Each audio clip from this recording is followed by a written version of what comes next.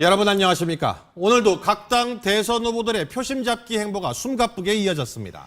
문재인 후보는 보수 진영 인사를 영입했고 홍준표, 안철수 후보는 각각 안보와 노동에 방점을 찍었습니다. 김준형 기자가 보도합니다. 더불어민주당 문재인 후보는 통합 행보에 주력했습니다.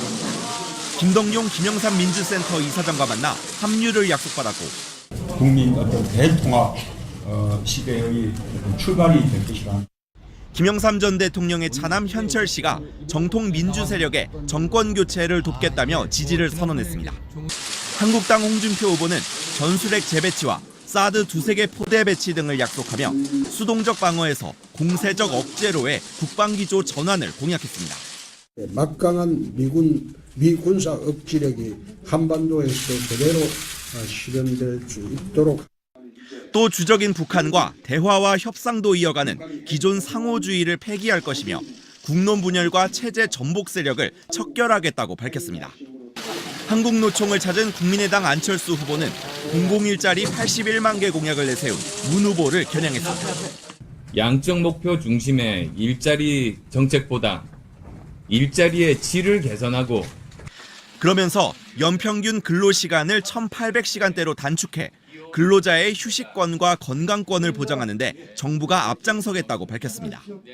수도권 공략에 나선 바른정당 유승민 후보는 토론회에 자신감을 드러냈습니다. 자유롭게 후보들한테 질의하고 저도 답변하고 신경 쓰는 후보 없습니다. 정의당 심상정 후보는 대학가 방문과 방송기자클럽 초청 토론에서 문재인, 안철수 후보는 개혁 의지가 약하다며 시대 정신에 부합하는 자신을 선택해달라고 호소했습니다.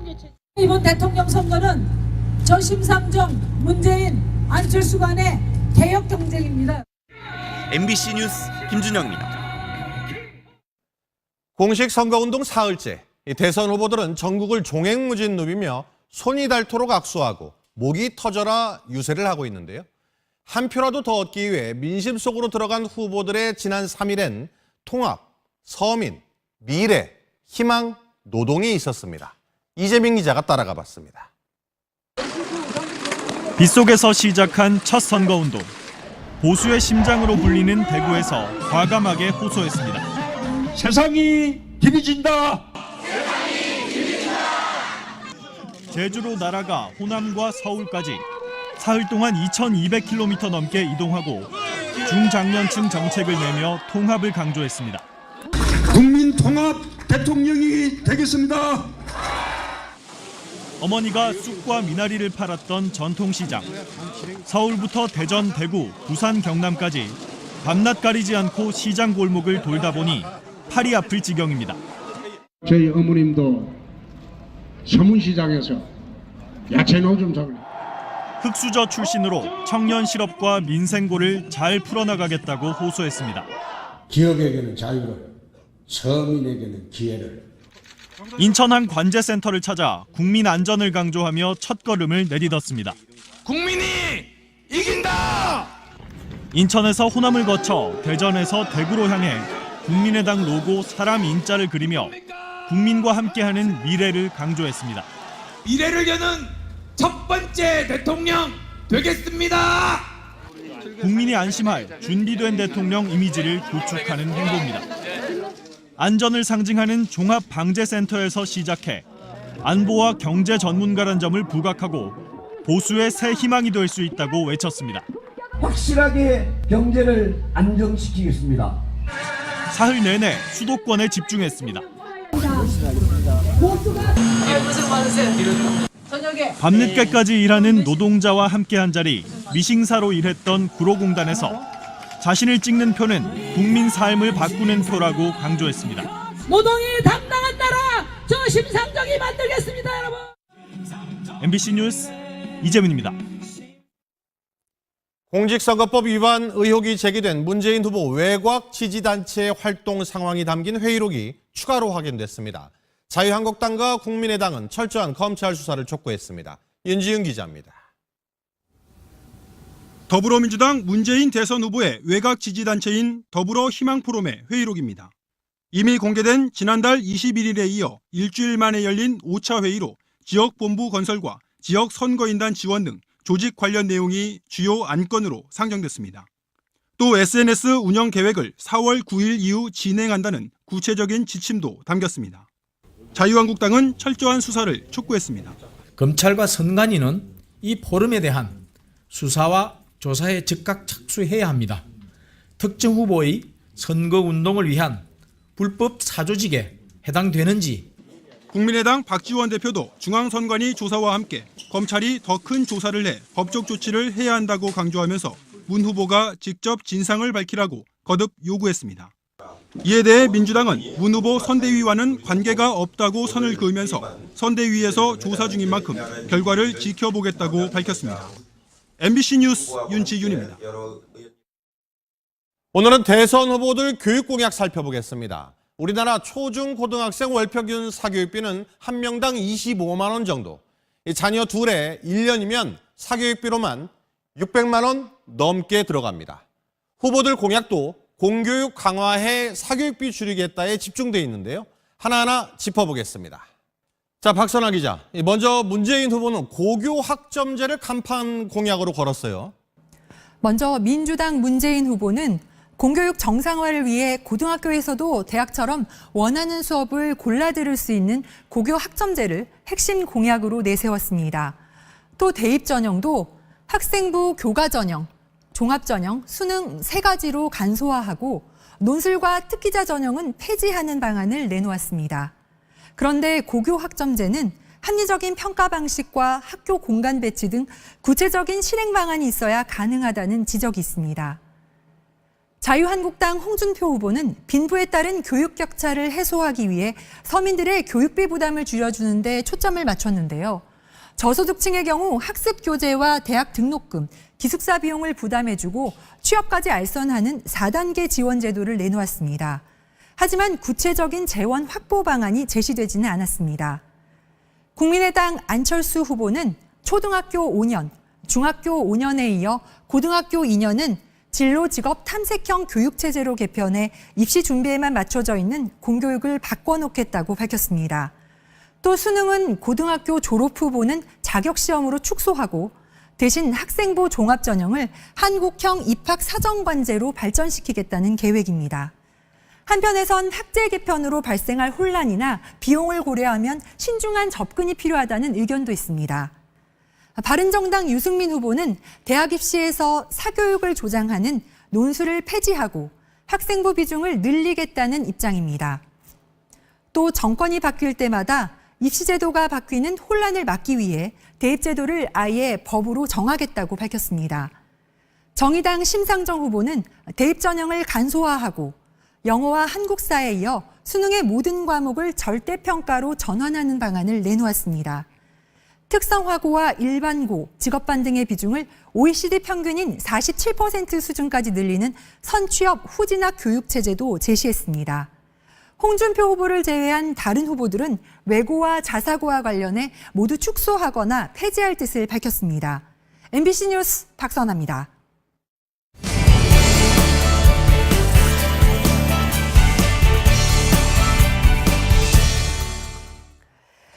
이번 대선의 최대 승부처로 꼽히고 있는 호남에서 유권자들이 문재인 후보에게 표를 몰아주는 전략적 투표를 할 거라는 관측이 나오고 있는데요. 호남의 반문재인 정서가 뿌리 깊다는 반론 역시 만만치 않습니다. 육덕수 기자가 짚어봤습니다.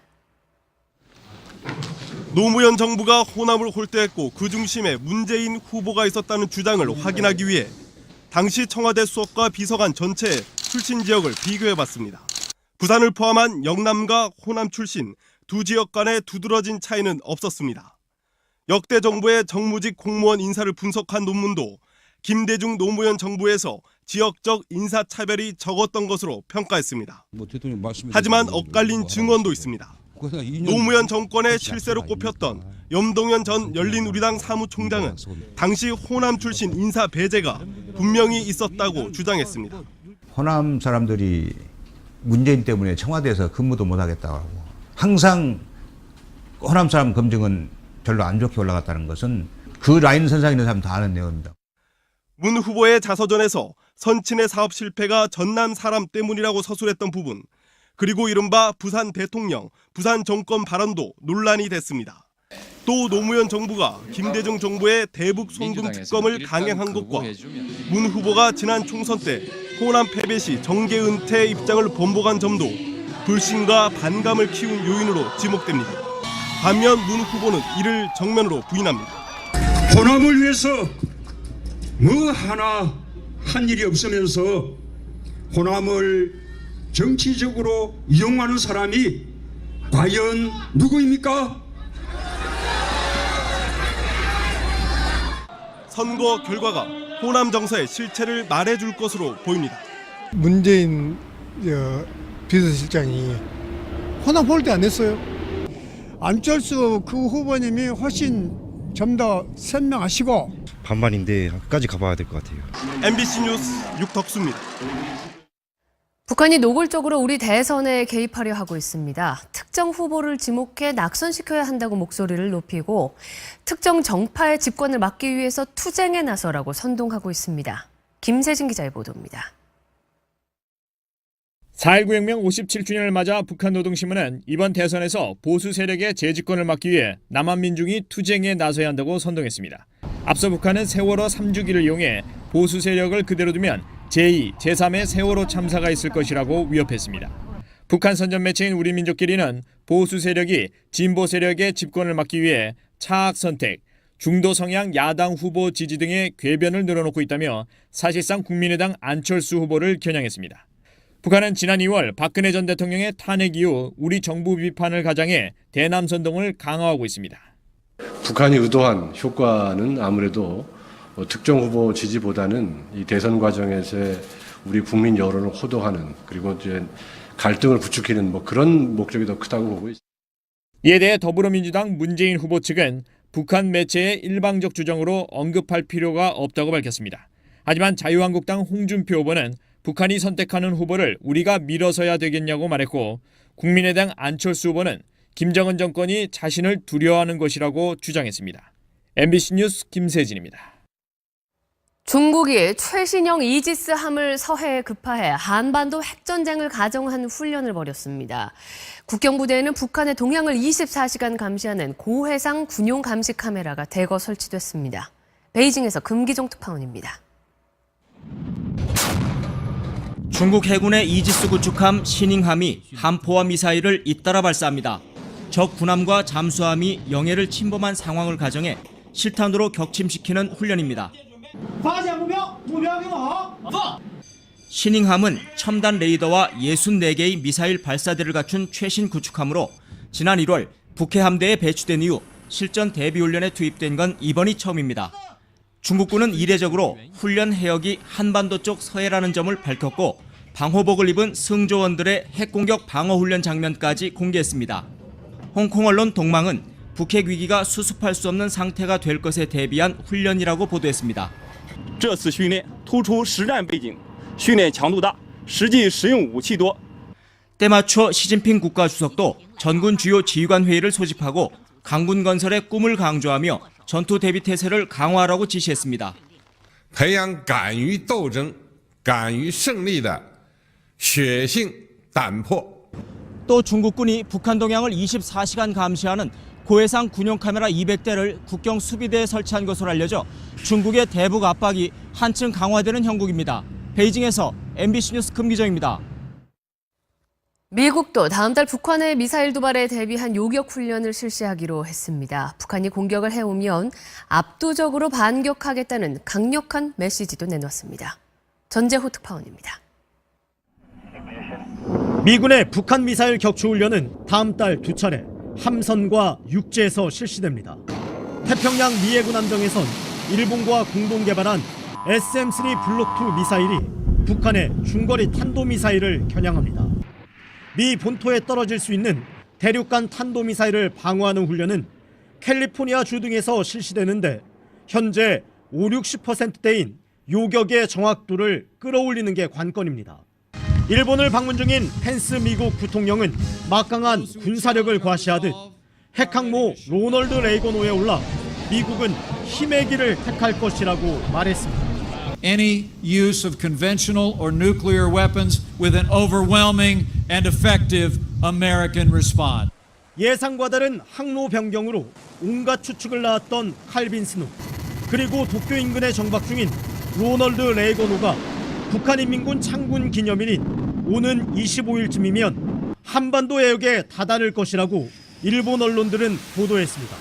이런 급박한 분위기 속에 미야기현에선 북한 미사일이 떨어질 수 있다는 재난 방송이 나와 한바탕 소동이 일었습니다.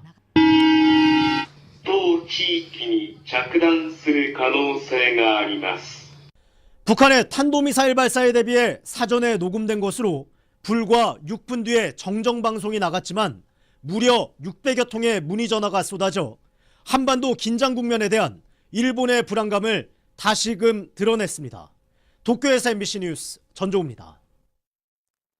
삼성전자의 새 스마트폰 갤럭시 S8이 어제 하루 사전 개통으로만 역대 최대인 26만 대가 시중에 풀렸습니다. 그런데 일부 제품 액정에 붉은 빛이 돈다는 논란이 일고 있는데 이 삼성 측은 기기상의 문제는 아니라는 입장입니다. 조현용 기자입니다. 인터넷 커뮤니티에 올라온 삼성전자의 갤럭시 S8 사진입니다. 액정에 흰색 화면을 띄워놨는데 왼쪽 전시품에 비해 오른쪽의 액정은 더 붉게 보입니다. 어제 사전 개통된 기기를 받은 일부 소비자들이 액정에 문제가 있는 것 아니냐며 게시글을 올린 겁니다. 이에 대해 삼성전자는 갤럭시 S8에 쓰인 슈퍼 아몰레드 액정의 특성일 뿐 하드웨어상의 문제는 아니라고 밝혔습니다. 디스플레이 설정에 들어가서 색상을 최적화하면 해결된다는 겁니다. 또 사용자의 색감이나 보는 각도에 따라 색상 차를 더 예민하게 느낄 수도 있다고 설명했습니다. 화면의 색감은 설정에 있는 색상 최적화 기능을 통해 사용자가 손쉽게 조정할 수 있고요. 설정 변경으로 해결되지 않은 경우에는 서비스 센터를 방문하시면 즉각 조치를 취해드릴 예정입니다. 몇몇 전문가들은 출고 단계에서 일부 제품의 색상 최적화 작업이 미흡했을 가능성이 있다고 주장했습니다. 또 액정 자체에 미세한 결함일 수도 있다는 추정도 나오는데 이전 모델인 갤럭시 노트 7 출시 때에도 붉은 화면이 논란이 되기도 했습니다. 갤럭시 S8은 현재 사전 예약 100만 대로 국내 스마트폰 역사상 최다 기록을 세웠습니다. 때문에 기기상의 결함이 아닐지라도 소비자의 큰 기대를 받고 있었던 만큼 좀 더 완성도 높은 제품이어야 한다는 지적도 나오고 있습니다. MBC 뉴스 조현용입니다. 촛불 집회 무대에 오르기도 했던 가수 전인권 씨가 벼랑간 문재인 후보 지지자들에게 적폐 세력으로 몰리며 비난을 받고 있습니다.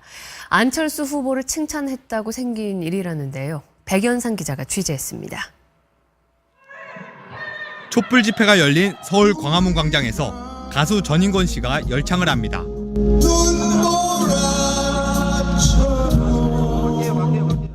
전 씨는 촛불 집회에서 세 차례에 걸쳐 걱정 말아요 그대, 애국가 등을 불렀습니다. 그런데 진보 성향의 가수로 알려진 전 씨가 문재인 후보 지지자들로부터 문매를 맞았습니다. 자신의 콘서트 홍보차 연 기자간담회에서 전 씨가 국민의당 안철수 후보에 대해 요즘 안시성을 가진 사람이 좋다. 새 대통령은 깨끗하고 남의 뒷말을 안 하는 사람이었으면 좋겠다. 안 후보는 스티브 잡스처럼 완벽증이 있는 사람이라며 나쁜 사람은 될 수가 없는 것 같다고 칭찬한 것이 알려졌기 때문입니다. 전 씨의 발언이 전해지자 문재인 후보 지지자들은 온라인상에서 전인권 씨를 즉각 적폐 세력으로 몰아붙이고 과거 약물 복용 전력까지 꺼내며 맹공격했습니다. 문재인 대표 쪽에서 막 공격이 들어온 거죠. 예전에 안희정 지사를 지지를 했었기 때문에 그때도 한번 공격 크게 당하셔가지고 선생님 굉장히 힘드셨거든요. 갑작스러운 적폐 공격에 박지원 대표는 페이스북에서 내 편이 아니라면 모두 적이라는 문재인식 분열의 정치에 소름이 돋는다고 밝혔습니다. 안철수 후보는 오늘 전 씨를 만나 위로하는 자리를 가졌습니다. 이렇게 안 좋은 소리 듣고 그러셔서 죄송하다고 후보가 얘기하셨는데 전인권 씨가 저 그런 거 신경 안 쓴다고, 저도 이미 다리를 건넜다고. 문 후보 지지자들의 무차별적인 공격에 온라인상에서는 문 후보를 지지해야만 적폐 세력이 아니냐며 비난의 글이 쏟아지고 있습니다. MBC 뉴스 백연상입니다.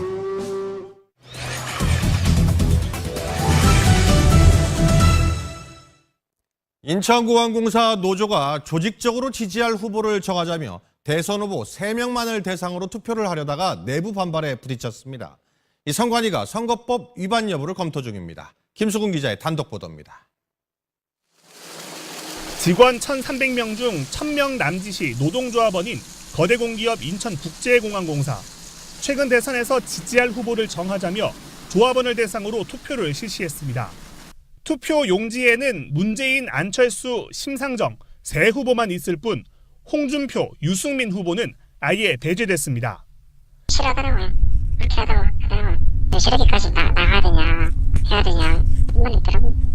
투표 용지에 있는 세 후보 중에도 특정 후보를 찍으라는 독려까지 공공연히 이루어졌습니다.